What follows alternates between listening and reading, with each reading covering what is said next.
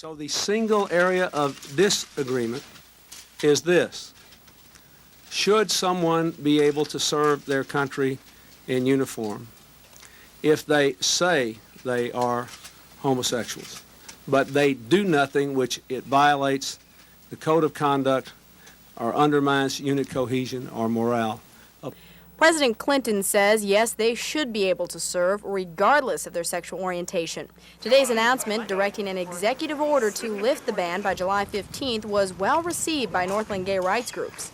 We're here to express our support for President Clinton's efforts at lifting the ban on gays in the military. We think it's a very important thing that he's doing, standing tall against the bigots in Congress and the Joint Chiefs. And he deserves our support. But the move has been met with fierce opposition by Americans. Minnesota lawmakers are divided on the issue. Senator Paul Wellstone and Congressman Jim Oberstar support the president's plan. Senator Dave Durenberger is undecided. State congressional offices have been flooded with calls, most from citizens who say they strongly disagree with the president's stance. But regardless of their views, it looks as though if he has his way, the ban will be abolished. In Duluth, Janine Johnson, News 6.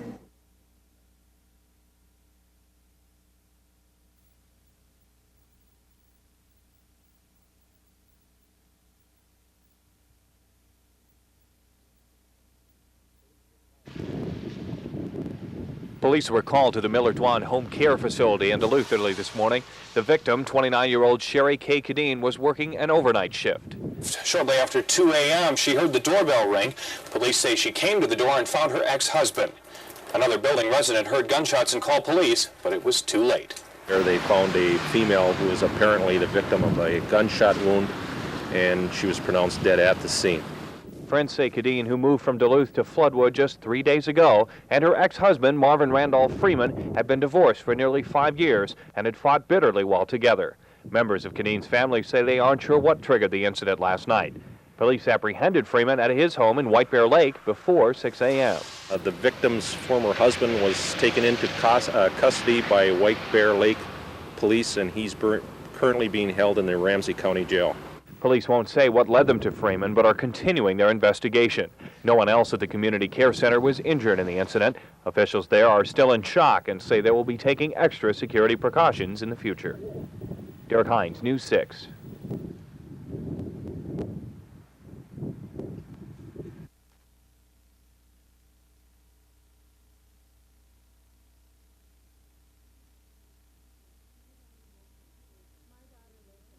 My daughter lives in a prison more hideous than one with bars. I live there with her.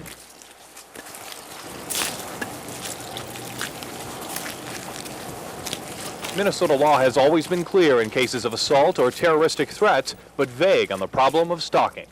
Because what can the police go on? It's somebody's word that they're going to go on, and very difficult to be able to go to court and convict anybody on that sort of testimony. In St. Paul, legislators are hearing dramatic testimony from the victims of stalkers who say the entire experience can be life-shattering. Had the police at my house several times. I found them at times to be just as intimidating as the stalker. Police say their hands have been tied in such cases, but a law could change all that. The stalking legislation would look to patterns of behavior, not just isolated incidents or intent to harm. It would remove the victim's burden to confront a potential attacker and would make stalking a felony in some cases. And it doesn't have to be some of the things that you might watch on television, Cape Fear. It could be just somebody walking behind you all the time, making you feel uncomfortable. As I said, it could be somebody telephoning you. Today, court restraining orders are nearly the only protection against stalkers in Minnesota, but new legislation could empower both police and victims to prevent a tragedy. In Duluth, Derek Hines, News 6.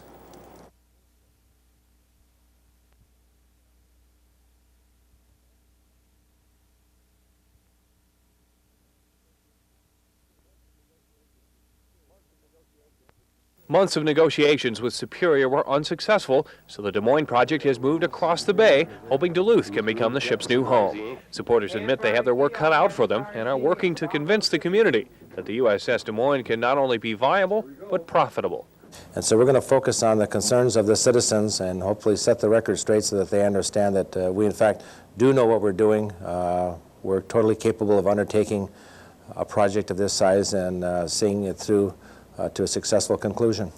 One of the chief concerns has been the cost of maintaining the ship to help it survive Northland weather extremes and tourist traffic. Des Moines supporters have hired a ship restoration expert who says that cost could be managed. And once the major work is done initially, keeping the ship up becomes more of an ongoing small maintenance project rather than an initial major effort. Des Moines backers still must allay fears about the city's financial responsibility and the potential that the tourist attraction could fail, but they point to past successes as the reason to consider the venture. The Des Moines project's efforts have been underway for a half-dozen years, but supporters say they're still confident there's a chance the warship can come to the Twin Ports. In Duluth, Derek Hines, News 6.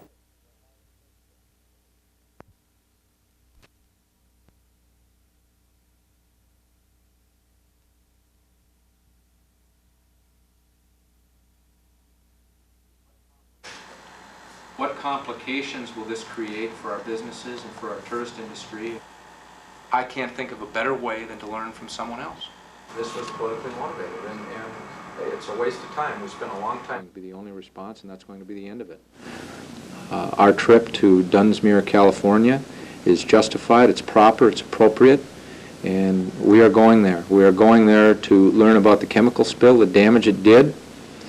We're going there to learn about the public improvements that were done as a result of the railroad's commitment to pay back that community.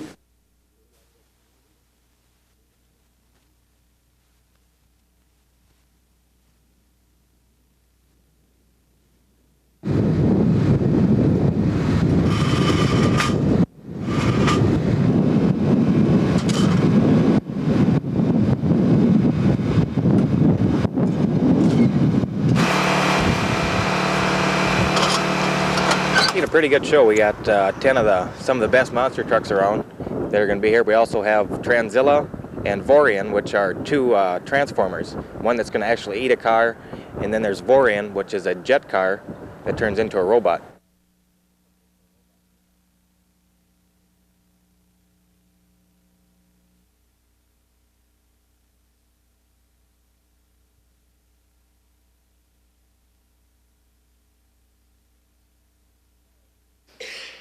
Inspired generation after generation, a home within reach, a job with fairness wages. For single parents who have to raise families and sustain families, for two earner families, both of whom have to be out of the home, can't afford not to miss work and lose their health benefits. It's a very great mark of progress for families in America.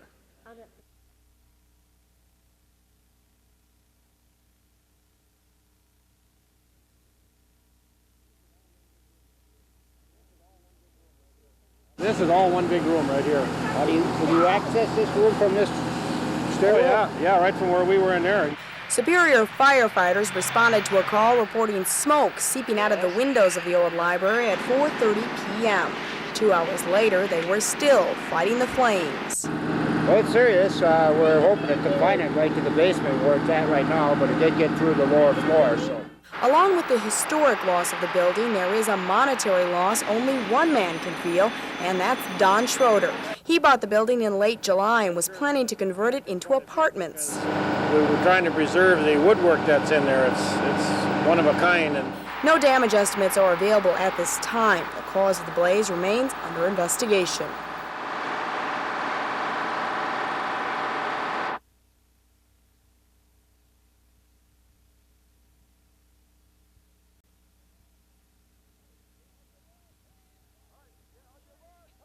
All right, get on your mark! Hey!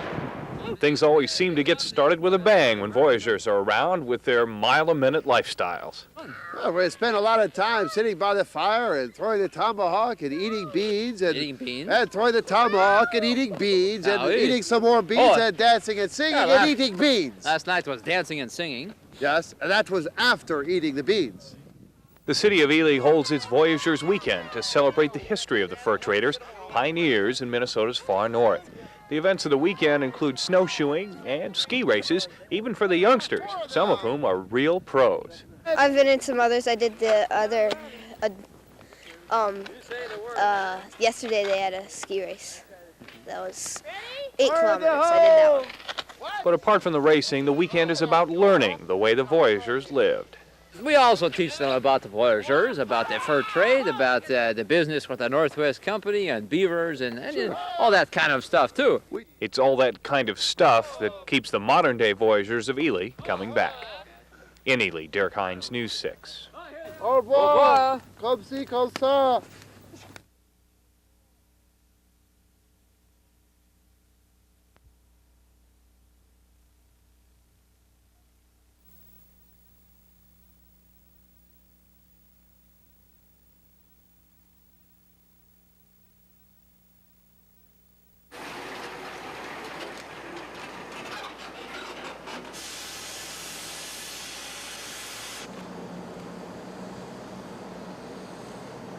This thing needs to be structured so that the citizens of Duluth are not ultimately liable for paying back these bonds. These cannot be GO bonds.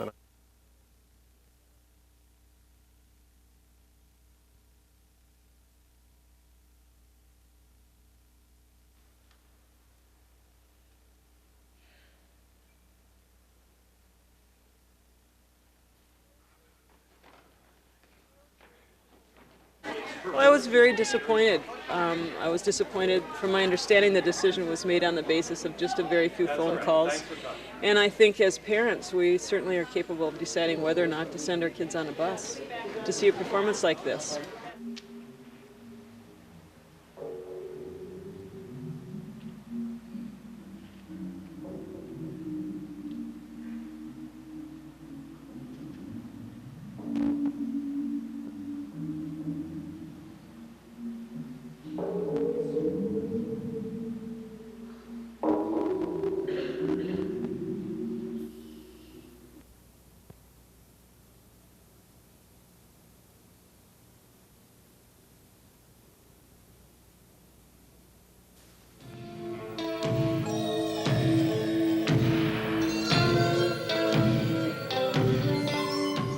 Bob Welsand has suffered from daytime fatigue and an overwhelming need to sleep at intervals throughout the day for years. He learned how to cope, building his life around setting aside time each day to catch catnaps. You have to time out how long you can stay awake and learn to be able to take a little time to stop and rejuvenate. But lately, Bob's situation has become overwhelming, and so he sought help from his doctor. In St. Mary's accredited sleep lab, he's undergoing a series of tests to try to identify his problem.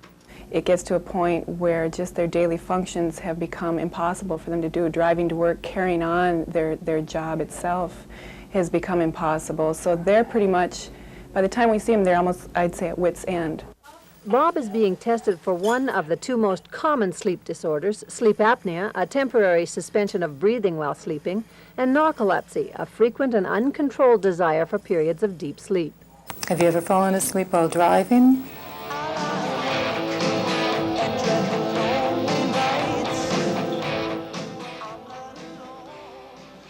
Sleep disorders can pose serious problems, not the least of which might be heart attacks during nightmares. Sleep specialist Dr. Peter Franklin agrees this could happen, but generally only to people who suffer some sleep dysfunction. Occasionally, if it's in a nightmare kind of a situation, a flight or fright experience, and with that, blood pressure and pulse and a bunch of chemicals are released, all increase to make the cardiovascular system work harder. Dr. Franklin says if you feel you have a sleep disorder and heart problems, you should tell your doctor. Sleep therapists stress that almost all forms of sleep disorder are treatable and that anyone who has problems should seek help. At St. Mary's Hospital in Duluth, Barbara Riles, News 6.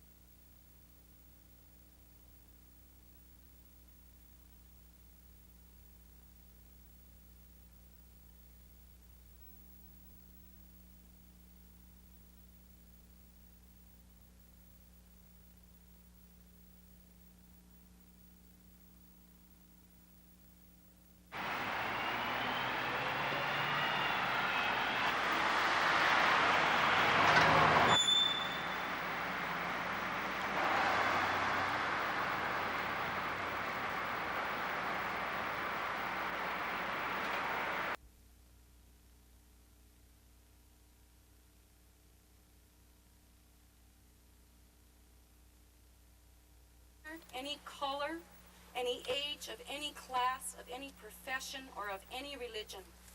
You see, women are the enemies of the patriarchy.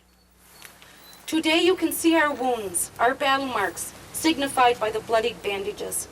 But you often do not see the bruises, the black and blue marks, the broken hearts, the severe pain of our souls, the continuous fear, the constant and deep worry for our children, the misery of poverty, or the invisible prisons. We would ask that women come up and receive a Purple Heart for their that women come up and receive safe home. Together we can make a safe home. Some have an easy answer. Buy a lock and live in a cage.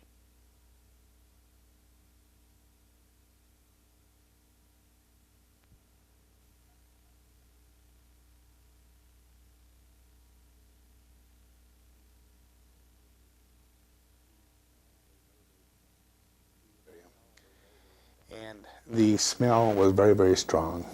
It was a very sweet smell. And my eyes, of course, were, like they were running. Also, my throat was very dry. Carlton County Deputy Sheriff Eldon Jensen was on duty when the toxic cloud of benzene moved into Carlton County. A fellow officer pulled him aside and told him to take a break. Immediately, they put me over into an ambulance and started giving me oxygen. I was so caught up in my work that I was doing. I had a job to do to get the people out. I did not even realize myself to the degree that I had gone. 12 days later, his condition worsened. I reached a point where I absolutely could not go any longer. I told the wife I have no choice but to go into the hospital now. All his heart tests came back negative. So then he had told them about the benzene. Well, then they were going on that. And, they didn't know a lot about it. So they were just, trying a lot of different things. After 1 week in intensive care, Eldon was released from the hospital, but hasn't been back to work since. Prior to the June 30th benzene spill, Eldon Jensen lived a very healthy lifestyle. Now he starts off his day by taking 6 different types of medication. His doctors say there's no telling if or when his need for medication will stop. Benzene and some of the other chemicals, dicyclopentadiene, are irritants to some degree and can cause some significant irritation of the lung in high concentrations. My lung capacity as far as being able to virtually do anything in the line of my work would be almost impossible at this point. I do not have any lung capacity. I spoke with Eldon's attorney earlier today, and he says Eldon is not alone. Of the 200 people that I represent, I would say that 2/3 of them are having physical symptoms. So I can't say that that there are very few. Eldon Jensen is probably the most egregious of the afflicted. I want my health back, along with several other people that have been hurt in this thing. Get their health back. That's the most important thing. Janine Johnson, News 6.